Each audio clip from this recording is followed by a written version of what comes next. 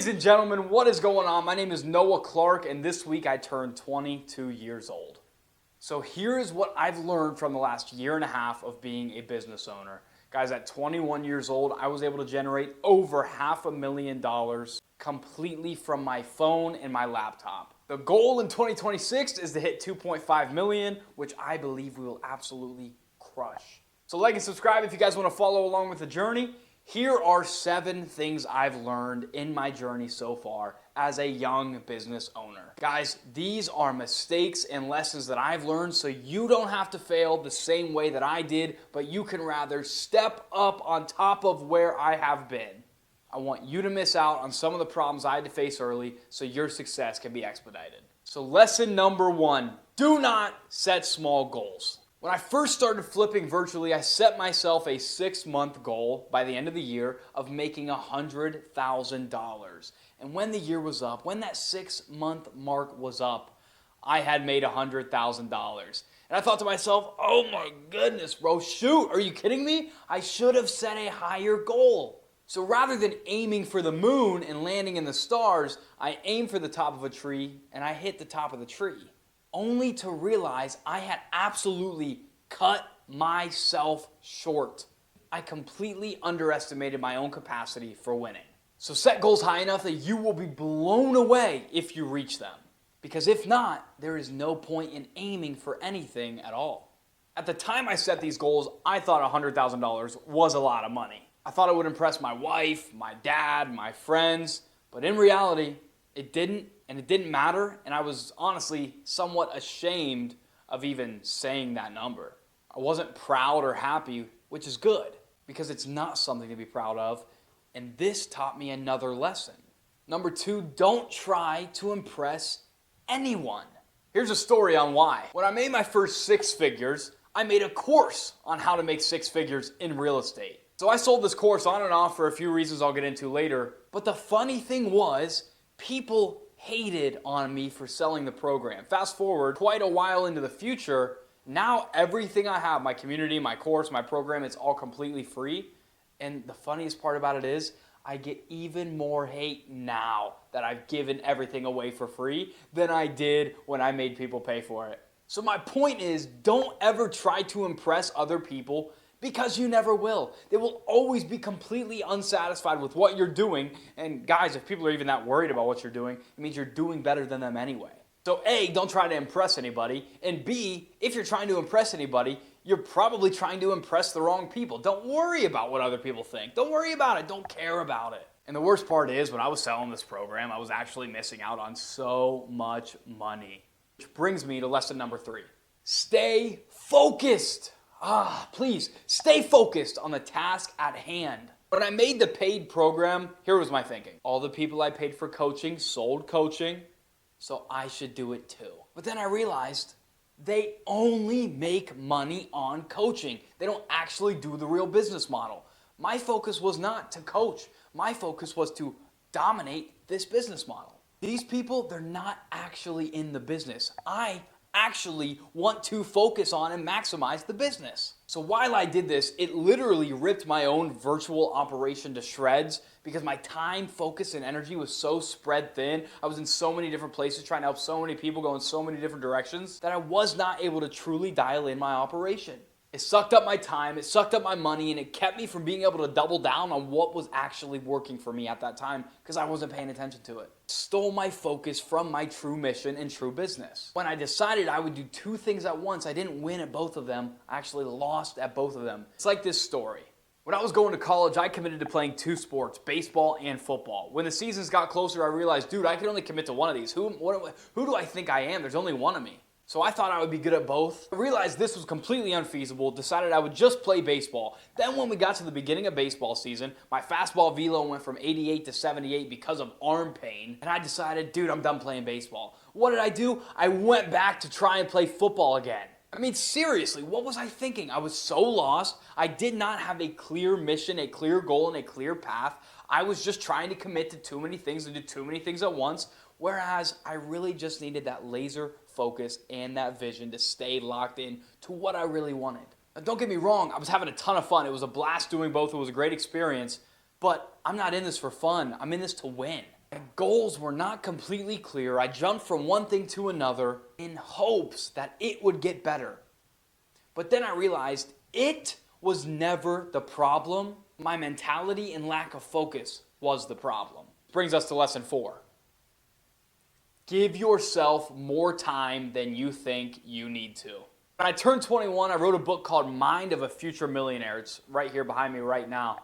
You can find it on Amazon. And in that book, one of the most important messages was, in order to become a millionaire, you must first understand, know, and believe that you are a millionaire. You must know it before you actually are, which is super fitting to what I'm about to share with you. It talks about speaking life into existence, speaking success into existence, and what it actually takes to win at things. It was funny because these were things I knew, but I wasn't taking the correct action towards them. So even I continue to learn from that book. But what I wrote in that book was that I would be a millionaire at 21 years old. Here I am, a couple days after 21, and it hasn't happened yet. But here's the thing. Now that I failed as much as I did in 2025, I wasted 6 months of the year making stupid mistakes, probably even more. And so I now not only know what it takes to make $1 million, I know what it takes to make over $2 million in a year. So even though with all of me, I truly wanted that cash million at 21 years old, it didn't happen, and I'm still in a way better place than I ever thought I would be. So just because I did not hit $1 million at 21 years old, and I'm a true failure to my own goals, doesn't mean I'm in a bad position. But had my goal been to make $500,000, I probably would have made a little less than $400,000. But the point is, set super high goals and understand that you are in it for the long game. Money, information, wisdom, understanding, and business all have a few things in common, and one of them is that they compound. So my $500,000 lesson from 2025 means nothing more than now I have a $2.5 million year coming in 2026. What you did before now does not matter unless it helps set you up for what you're going to do from here on out. Right now, you believe right now is the most important time in your life. The funny thing about it is 12 months from now, say we're a year from now, then that right now will be so much more important than this one, than 12 months in the past. So plan for the future and don't get caught up in getting it all right now. Just focus on working for it right now. If you refuse to give up, you refuse to lose. If you refuse to lose, you cannot be beat. You will guarantee that you win. I'm not gonna give up. I'm coming way more focused than ever before, with millions of dollars in lessons and failures, and a mind that will refuse to lose. Give yourself more time than you want to. Understand it will take more time than you want it to, but don't waste a moment of it. It doesn't matter what you're going through, or where you've been, or what you've done, or the goals you missed. It only matters where you're heading. It's not about where you're at, it's where you're going. That's lesson number 4. Lesson number 5 is a little bit different. Be fazed by nothing. In this life, when God is calling you to a higher place, to a better existence, the devil himself will try 10 times harder to pull you right back to where you were before. He wants to keep you from positioning yourself to receive blessings from God. When you're starting a business, setting huge goals, or striving to be something great that you've never been before, you have to die to yourself. You have to shed your old skin, your old body, your old soul, everything you've been, everything you were. It is no longer. And one of the biggest factors is if you allow the opinions of others to dictate anything about your life. If you listen to the opinions of others and you have a weak mind, they may just give you enough information, enough thought that you will just quit. Because when you're going from making your first 6 figures to making your first 7, there are going to be so many objects, so many things that get thrown in your path, so many obstacles, so many hard things that you have to beat, that it makes it so easy to just throw in the towel and say, I quit. They're going to try and convince you that you can't do it, that you're not worth it, that the work is not going to pay you back. Do not listen to this doubt. Don't let fear hinder you from where you're headed. As long as you are still in the game, you can guarantee that you won't lose. As long as you're still able to fight, still able to scratch, still able to claw, and as long as you keep working harder and harder, you can never lose. Losing only happens when you choose to believe the doubt. It only happens when you decide with your heart, mind, and soul, maybe I'm just not good enough for this. Maybe I'm not meant for this. Maybe God won't actually be there for me. And in this life, the funny thing is, no matter what it is you believe, you get to be right. If you want to be a millionaire, stop at nothing to make it happen. If you want to be a better father, husband, boyfriend, you are what you submit to. So if you submit to your weaknesses, you become them. If you submit to God, you then align yourself with His will, which is always greater and has way more power than our own. This leads me to lesson number 6. Trust in the Lord your God with all of your heart and lean not on your own understanding. There was one day where my closer and I were on the phone together, and I said, man, we got to invite God into our business. We need to keep God at the front and center of our business. So we stopped and we said a prayer together, and we invited Him in. We told Him to lead us. We asked Him to guide us. And what happened right after that was we hung up the phone, and he then called a seller, and he got a new property under contract. And it was just so clear. God was just right in front of our face saying, I am here. Allow me to be. Invite me to be. Let me know that you want me here. And we did, and He was. When God speaks to you, it's something you just can't ignore. Something you'll never forget. There's going to be so many times in your life, in your business, in your relationship, and whatever it is you're doing where you feel lost, you feel stuck, you feel like you may be without direction. This is not the time to stress or doubt what it is you're doing. This is the time to continue pushing and lean on God.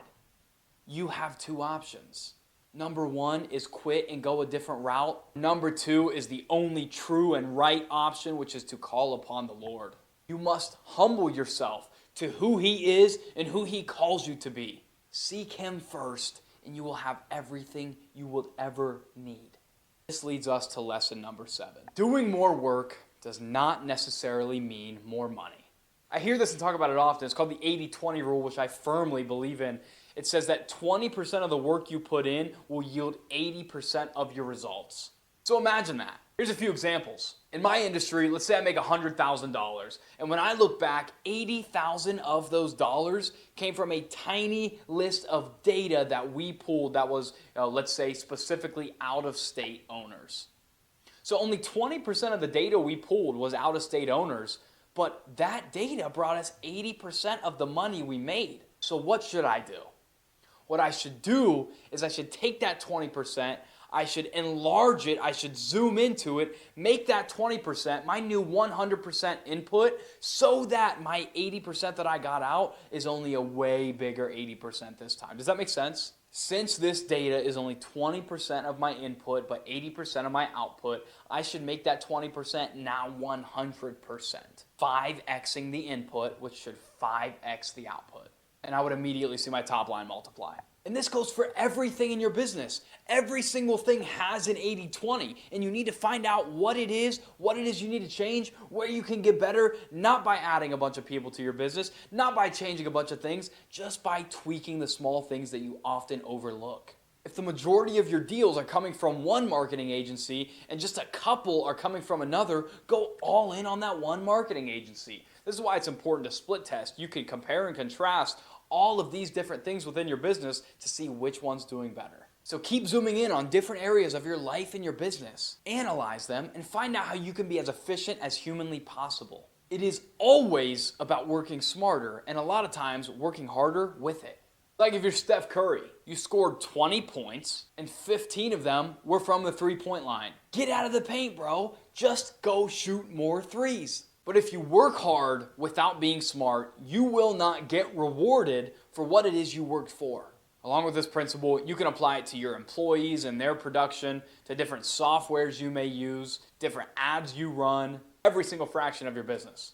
If something is working, do more of it. That being said, guys, man, there were so many more lessons I learned. I'm not going to pack them all into this video, but hopefully you guys got a couple takeaways from those 7. It was an awesome year as I head towards wrapping up my 2nd year of being a business owner, and I head into my 22nd year of life. For those of you also in real estate, I have a free group, a free community, a free course, all that free stuff I mentioned. And the links are in the description below. On top of that, if you guys are looking for the best motivated seller leads, the link to those is also in the description below. The same ones me and my team use. And for those of you guys that enjoyed this video, like, subscribe, share it with a friend. Make sure you turn on the post notifications so you never miss one of my videos again. God bless you all. Let's go be great. Nothing but love for you. I'll see you in the next video, and let's go close some deals and change some lives, baby.